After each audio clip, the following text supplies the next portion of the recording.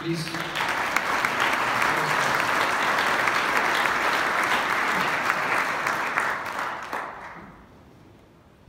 So good morning, everyone. So today I'm going to talk about how AI has changed and will change the world. So probably it's in retrospective what has already happened in the past, and more importantly, what will happen in the future, in years to come. So the first part, and we all know that we are moving from IT to DT. The change from computer to computing, okay, from data, information, is already happening in the past of 1 decade. And as of today, just we heard about, with all the data available, with all the computation power available, it's possible that we will see imminent and tangible results from the AI, rather than waiting for half a century ago, later, okay? But it's important. We have to put the technology in the right context to create value for the society, not only for the privileged class. So how do we do that? So essentially, this ABCDE. Every element is a part of the success recipe.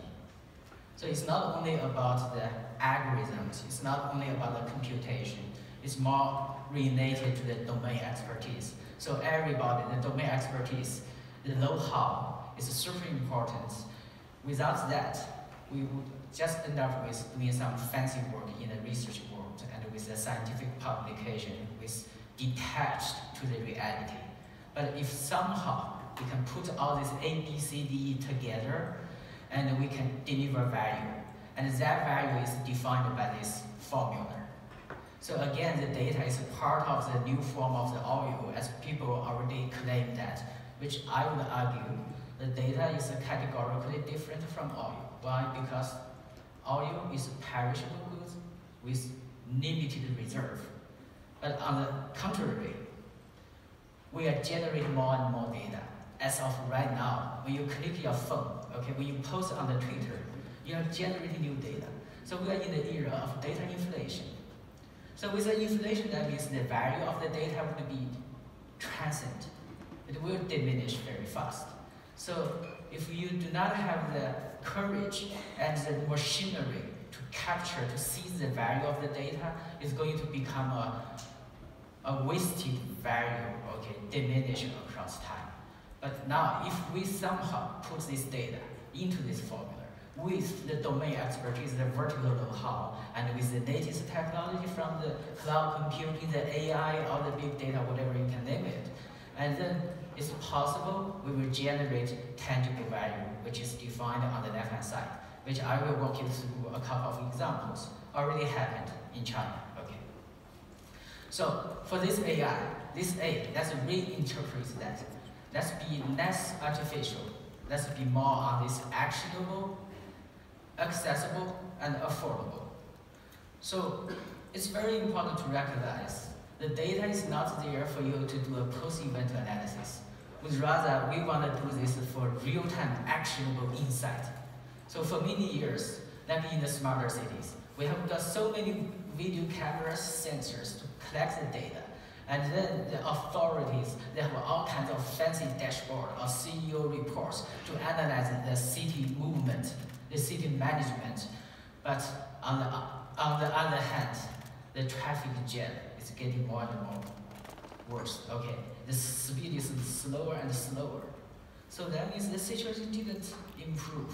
So this detach, this diverging trend of getting more and more data versus slower and slower traffic jam reflects the absence of intelligence. And we want to change the situation. And the change has already happened. So it has already happened, as you can see in the verticals. We will go through in a couple of slides next couple of minutes. So first of all, in Hangzhou, I take this city, for example, for a test bed to showcase the change we already made to the traffic management, to the emergency response, and also to the manufacturers. The very traditional 200 years old industry, manufacturing, petrochemical. So AI has found its value, has generated percentage measurable KPI, okay, through the AI and the data and the vertical know-how. So for that file map, the very first picture, And this gentleman, and he's on duty 7/24 on the night shift or day shift. Okay, so they're supposed to respond to the emergency call, the fire engine. Okay, so in this particular situation, every second counts. So imagine if somehow we can rush the fire engine, the firefighters to the fire scene as fast as possible and reduce their travel time. That might save a lot of lives and potential property damage, right? So, but how to do that? So obviously you might question the motivation of this use case, because we know that the fire engines, firefighters got the right of the road. Okay, the drivers are supposed to yield, okay, to make a room for the fire engine, firefighter. But unfortunately, in many cities in China and also in Far East, okay, Southeast Asia as well, the traffic jam is so bad. Even the fire engine firefighter got the right of the road. The queue in front of them is so bad, there's no room for the fire engine to maneuver. So basically they get stuck in the traffic, despite the privilege of the right of the road. So our solution is trying to solve this issue by creating an on-demand green wave signal in order to clear the queue in front of these firefighters. So by doing that, with a predictive adjustment of the signal timing, it's possible that we create a virtual free flow specifically for this firefighter. It's like a motorcade, the Secret Service open the road for president. But in our case, we don't have the motorcade. We have this AI-powered city brain.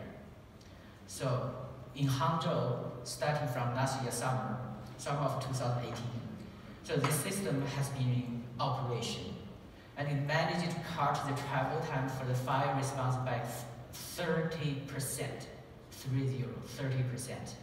So from the moment the fire alarm was censored by the IoT, and then the command center and the city brain is going to calculate all this driving route and what type of the fire equipment and the chemicals are required, and then calculate what's the most efficient response driving route, and synchronize in the second, synchronize with the control system. All of the intermediate traffic signal will be coordinated in such a way that they are anticipating the arrival, the ETA of this fire engine to any intermediate intersection. So prior to the ETA, they will open the green signal and clear the queue.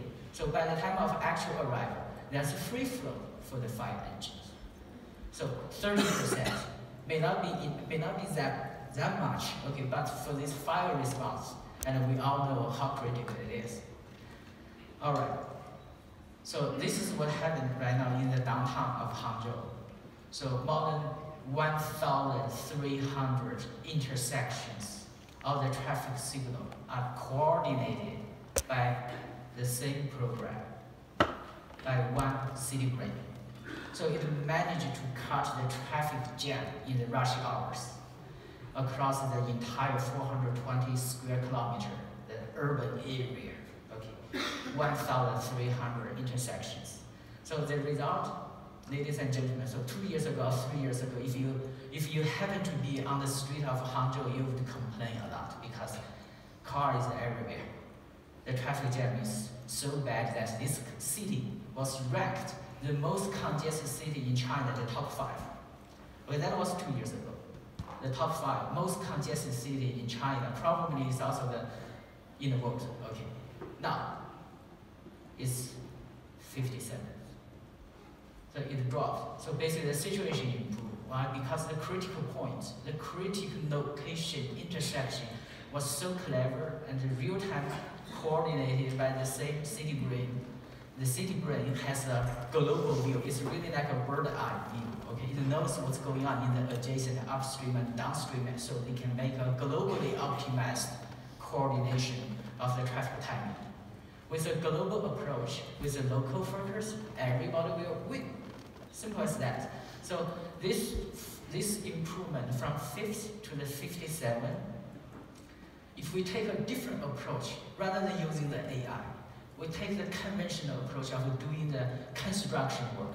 We enlarge the street, okay, create a wider street, something like more parking space. The cost would be prohibitively expensive. It's like easily 100 billion Chinese yuan. It's like 16 billion US dollars. For this solution, we didn't spend any single dollar in hardware. It's all leveraging on the data they already have.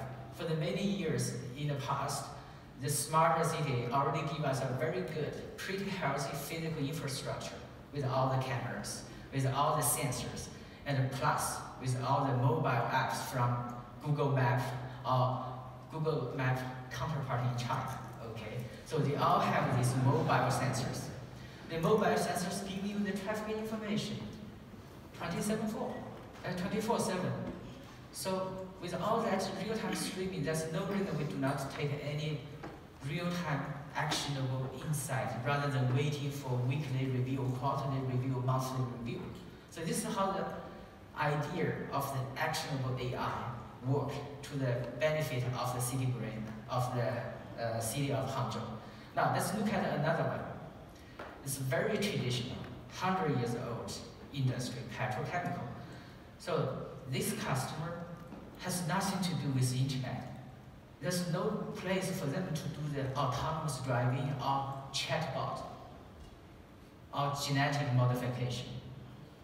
It's really just this, you see this brick and mortar, okay? This the furnace, the boiler, okay?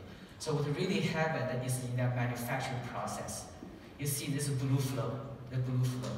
So it's really like a heated wave, okay, that generates steam to power this chemical reaction to generate this PTA. It's one name of this chemical compound, okay. By the way, this customer is ranked number 4 in China, okay, with a market cap of 100 billion Chinese yuan. 120 billion Chinese yuan, okay. So for many years, the operators, the engineers, they based on their personal experience, they tweak all these parameters and to control their burning, okay, efficiency inside of that blue box. The blue box is the most energy hungry part. Okay, it consumes millions of tons of coal per year.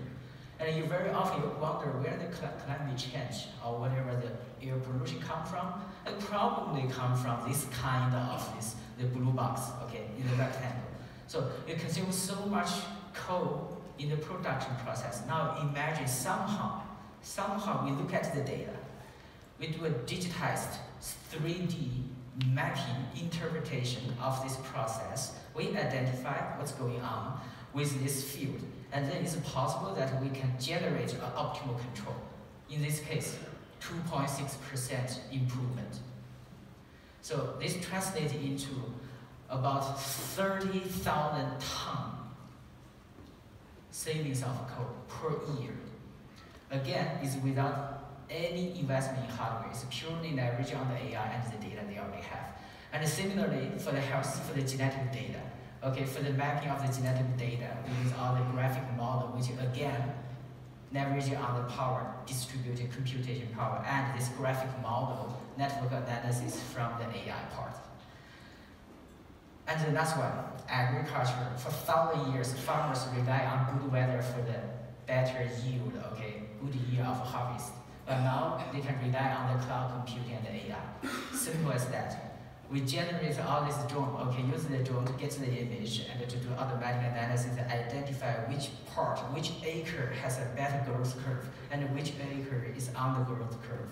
And then do precisely fertilization application, irrigation, and also pesticide control.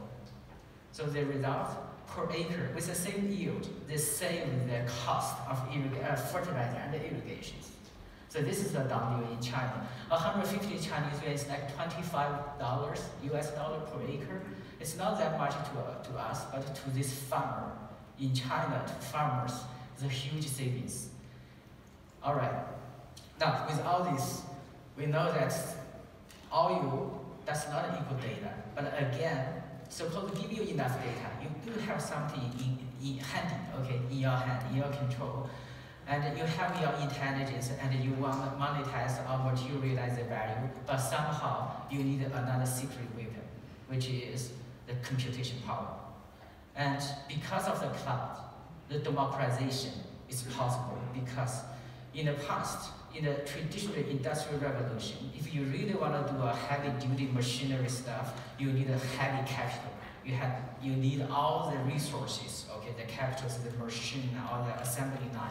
But in this case, because it's so easy to access cloud computing, it's easy that you can have an affordable computation approach to monetize this data. So with all that, so it's possible that everybody who has the courage, who has the knowledge, and who has these algorithms, okay, to do this AI-powered innovation in the traditional field, it's possible to do it. Why? Because the productive forces is affordable. You don't require $1 million to buy a supercomputer in order to do the AI games. And these days, with all this AI widely available computation, widely available with the training data available, essentially it's going to create an equal opportunity for everybody.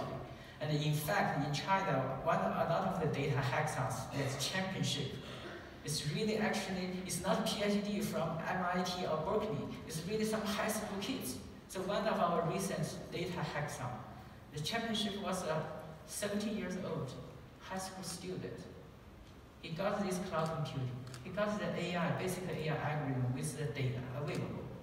And then he generates the best result in terms of prediction. And was adopted by our customers. So because of this closely, everybody can be part of the game, part of the revolution. So with all that, we have seen that the futuristic iSpace, the mission to the moon. Okay, half a century ago, we recognized how small, how shallow that footprint is, but today we realize how deep it is. And likewise, the right-hand side, this footprint, the series of footprint looks so deep. Okay, very nice. Okay, if you go skiing, okay, beautiful scenery. But what happens if the winter or the summer comes? The footprint in the snow field will disappear. But the footprint on that moon has been there for half a century. So ladies and gentlemen, you see that we can redefine the shallow versus deep. What really matters is where you apply the technology to. It's not how many days or how much resource you have. It's about selection, choice, the platform versus purpose. So to us, our purpose is very simple. We want the technology universally beneficial for the society, for the social good. Thank you very much.